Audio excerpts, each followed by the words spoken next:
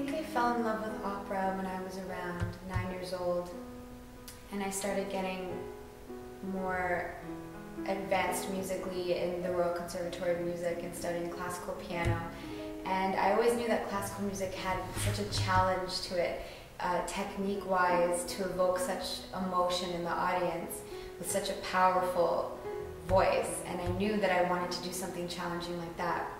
And so I started experimenting with first classical Broadway, like The Phantom of the Opera, Les Miserables, and then I went on to study opera in high school, part of the Arts Europe program, and then I went on to study at university. I studied opera performance at York University. Well, my parents are originally from Florina in Greece, and my mother came here when she was around 13 or 14 years old. And my grandmother, my father's mother, actually was 9 months pregnant on the boat ride coming here to Canada. So they came to Canada. My parents met here at a baseball game, and they got married, and I have an older brother and just myself. I think I was destined for music from the day I was born. As a small child, I fell in love with music because I was surrounded by rock and roll, because my father's a musician himself. He's a very good drummer and a guitarist. My mother, she's a singer. And my grandfather in Greece used to professionally play the trumpet, so I would hear that all the time at his house, wake us up in the morning with the trumpet, and he's also a singer as well. The reason why I did decide to become a crossover vocalist and to change the audios is to have my own personal input on the piece. Usually when I was singing classical music, I would become that character and transform into that character using my own life experiences. But I wanted more than that. I wanted my say, my experiences in the song itself.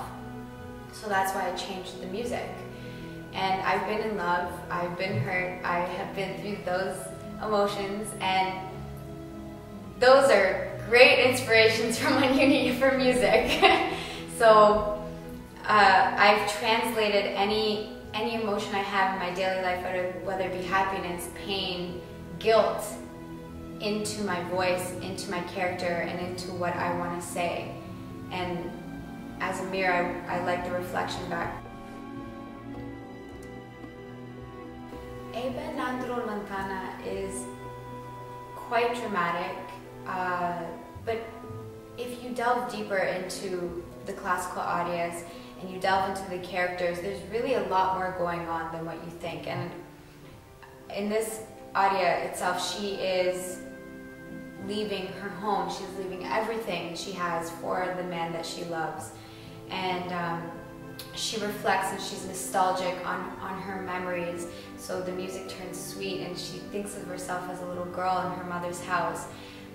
But you can delve deeper into her character, and maybe it's all in her imagination, maybe it is real, you don't really know, and maybe she's crazy. I think as a young woman coming out into this kind of industry where classical is not the most popular right now, I think that itself is empowering women.